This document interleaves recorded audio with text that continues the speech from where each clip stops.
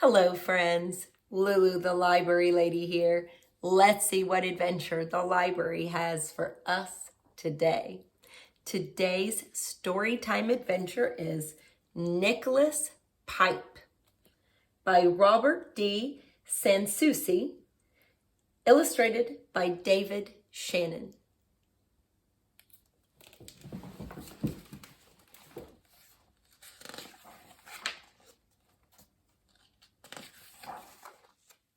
Long ago, in a seaside village, a young woman named Margaret lived with her father, a fisherman named Marius. She was quick-witted and pretty and wooed by all the young men. But she cared only for handsome Nicholas Pipe. Nicholas was a merman. Beneath the waves, he would swim for hours with his powerful fishtail. But when he left the sea, he walked on two legs like any other man. Sometimes when she was in a boat helping her father haul in his nets, Margaret glimpsed Nicholas racing dolphin swift through the green depths. Then her heart nearly broke for love of him.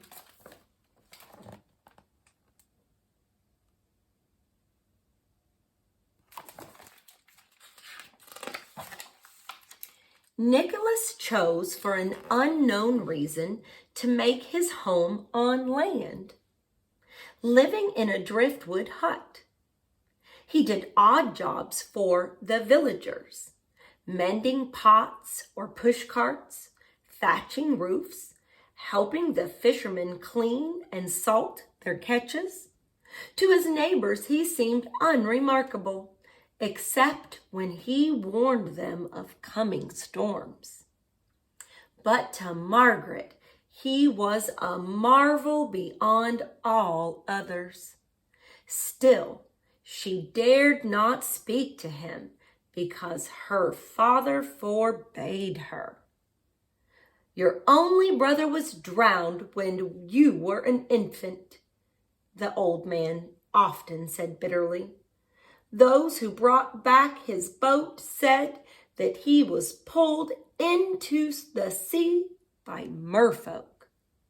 You must have nothing to do with the likes of Nicholas Pipe. Yet he seemed so gentle, Margaret would protest. Never so much as say good morrow to him, Marius insisted, and dutifully Margaret sadly agreed.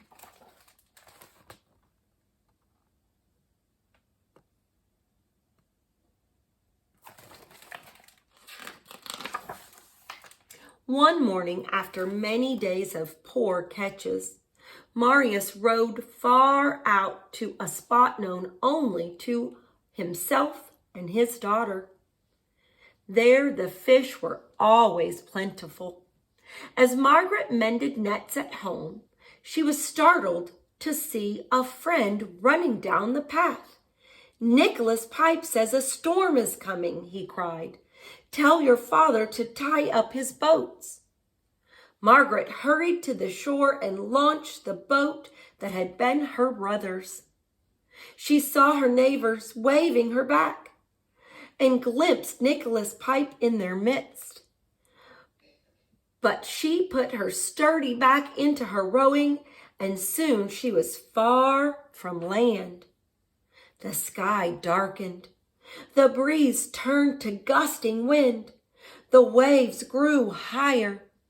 Margaret forced her aching arms to work the oars even more urgently.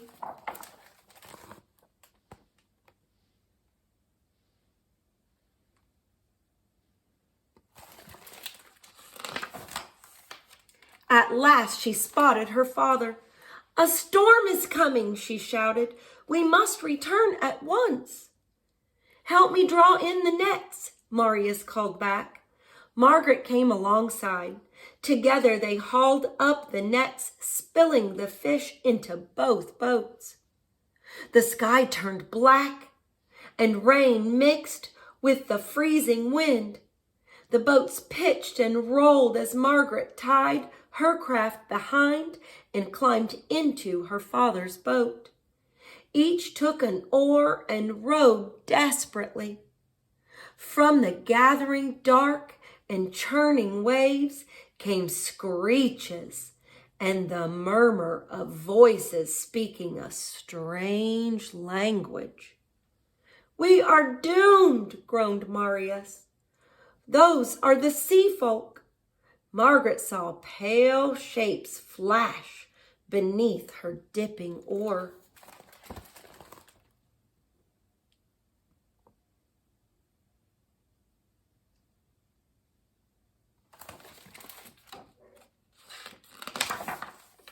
Then Margaret heard her name called as two arms reached over the gunwale. Marius lunged to pull his daughter away, but he slipped and fell, knocking himself senseless. "Father!" shouted Margaret. At that moment, a figure hoisted itself into the boat. Margaret gave an astonished cry. "Nicholas Pipe!" Nicholas put a finger to his lips, and she was silent. Cradling her father's head, Margaret watched Nicholas lean out and whisper to the waves. He was answered by growls and shrieks.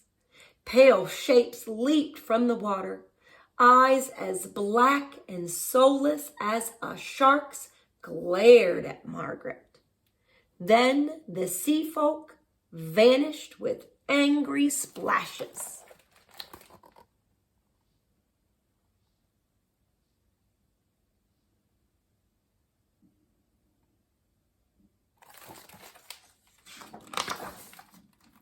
As the sounds faded and the water grew calmer, Nicholas took Marius's oar.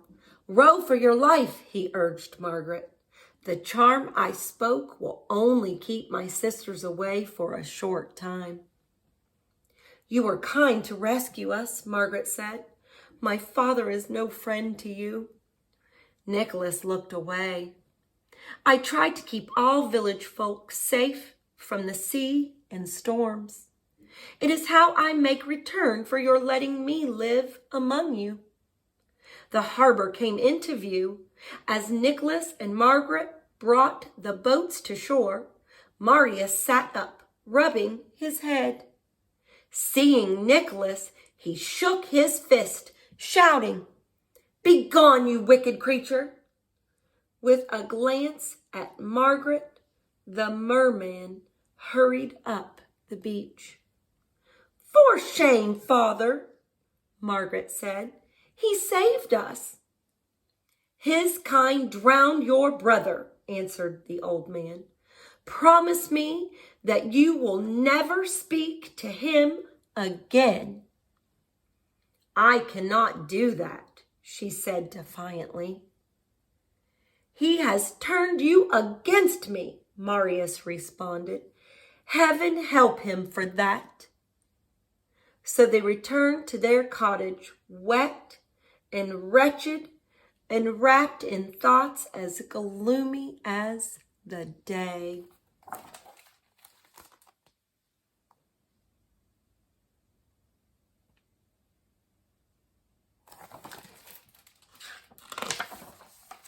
The next morning, Marius announced he was leaving on a long journey.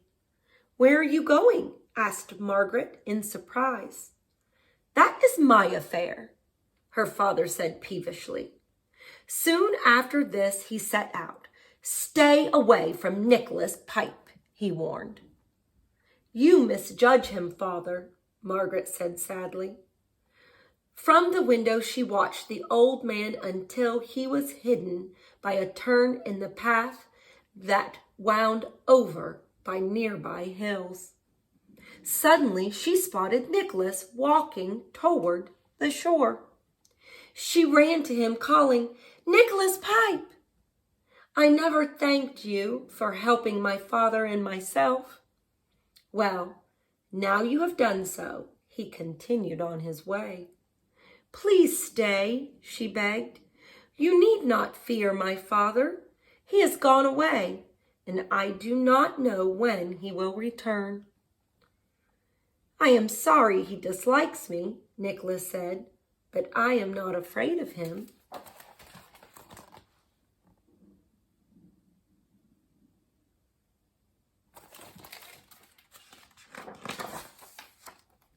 Margaret's fingers brushed his arm, and he trembled. "Is it I who frightens you?" she asked softly. He did not answer her directly, but said, "I come from the sea, a place of wonder and beauty, but also filled with danger and cruelty. I grew weary of it and longed to visit your world beyond the reach of the waves. One day I saved a child from drowning. In thanks, her father, a sorcerer, cast a spell that lets me live among landfolk. But I must touch the sea every day or I will die."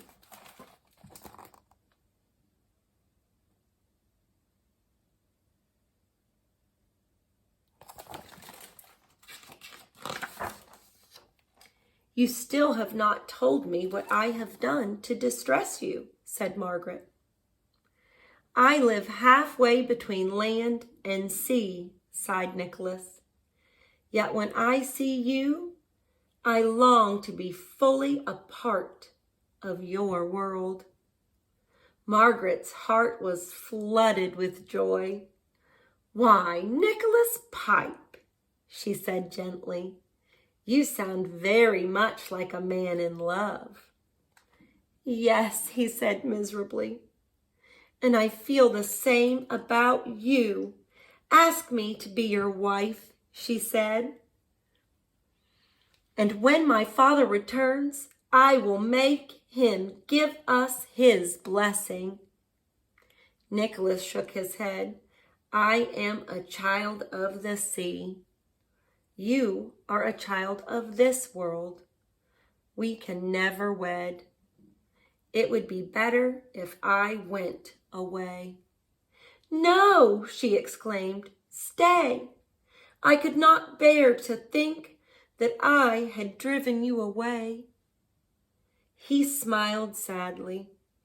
"I will stay then, but do not speak to me, and I will not speak to you.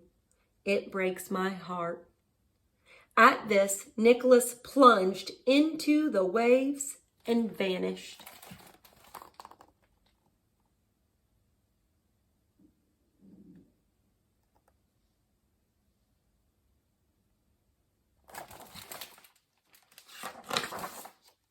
A few days later, as Margaret set off for an errand in town, she heard shouts from the village square. Hurrying her steps, she came upon a horrifying sight. Nicholas Pipe was imprisoned in a cage set upon a cart. The king's horsemen kept the villagers back. "Nicholas!" Margaret shouted. She pushed through the crowd, but was blocked by soldiers. "What has he done?" Margaret asked. "He is a merman," the commander said. "The king collects strange things. He ordered us to bring this marvel to him." "He will die if he is kept from the sea," she cried. "I obey the king," replied the commander. "Stand aside." Margaret grabbed his arm as if to unhorse him.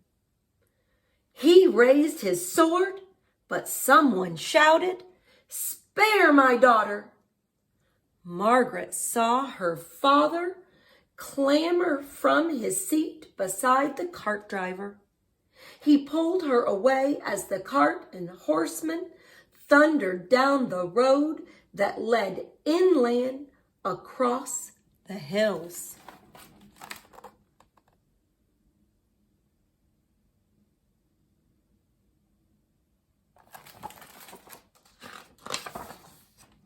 Margaret tried to follow, but Marius held her back. "You went to the king," Margaret accused her father. "You betrayed Nicholas to him."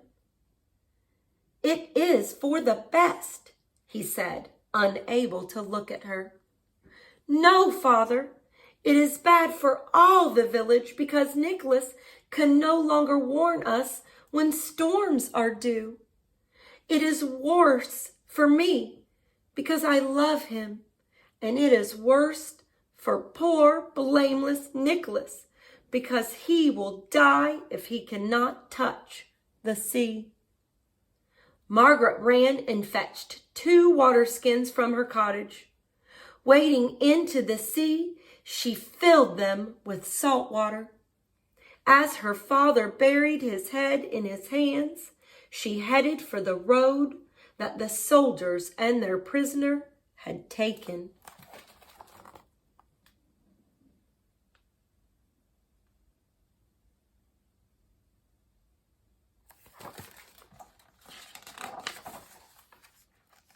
When night fell, Margaret let the moon and stars light her path. Early the next morning, she came upon the king's men arguing beneath a tree. Nicholas lay propped against the trunk. "Is he ill?" Margaret asked, kneeling beside him. "He is dead," said one soldier. "The king will have our heads," said another. "Leave him," their commander decided. "We will tell the king that he escaped into the sea." So they rode off, leaving Margaret beside the merman.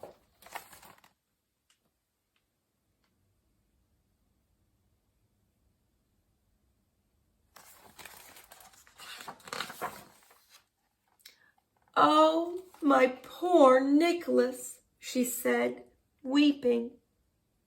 Her salt tears rained down on his face. His eyelids fluttered. Then he opened his eyes and looked into hers. "You have brought the life-giving sea to me," he whispered. "The touch of it is in your tears." "I have done better," she cried joyfully. Swiftly she took 1 water skin and poured brine over him. Strength returned to his limbs. With her help, he was able to stand. They began the journey back along the dusty road. When he weakened, he doused himself with salt water. But the first water skin was soon empty. As the day grew hotter, Nicholas needed more and more water to keep up his strength.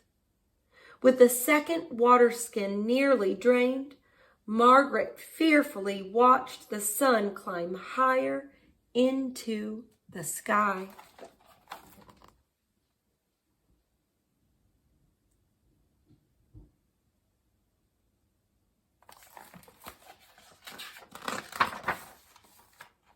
On they struggled toward the sea, but Nicholas grew weaker. Margaret could squeeze only a drop or 2 from the water skins. Then, as they reached the foot of the hills, Margaret spotted her father approaching. To her surprise, Marius put his arm around Nicholas's shoulder, helping support him. "Why are you doing this?" Margaret asked, as they half carried, half dragged a fainting Nicholas between them. "Because I love my daughter who loves him so much," Marius explained. "And because our neighbors blame me for taking him from the village. I have sinned against them, against you, and against Nicholas, who saved both our lives." When the water skins were empty, Marius sliced them open. Margaret pressed the damp insides to Nicholas's forehead. This kept him strong enough to reach the crest of the hill.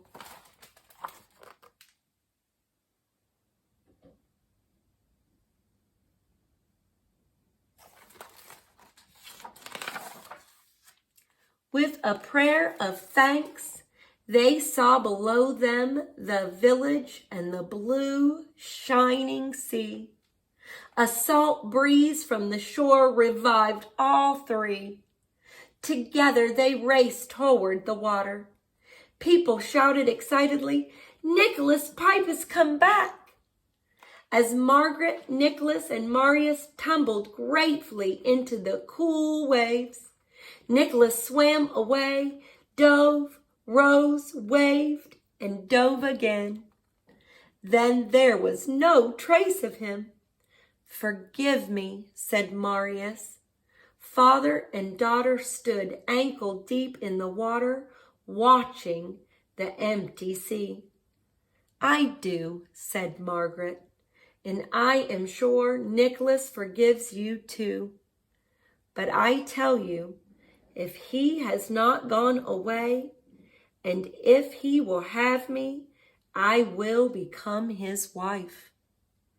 "I confess the thought still makes me uneasy," said Marius, "but I will give you both my blessing." "Look!" cried Margaret. "There is Nicholas."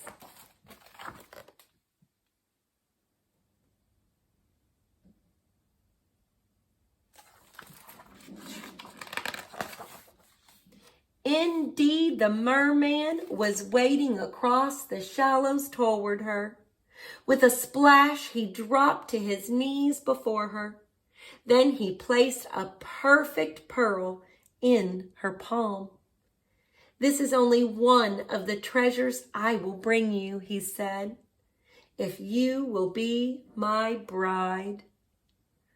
"Your love is treasure enough, Nicholas Pipe," she replied. "It will not be easy," he said. "I am a child of the sea. You are a child of the land." "Yes," she said, "but our children will be children of land and sea. And oh, what marvels they will be."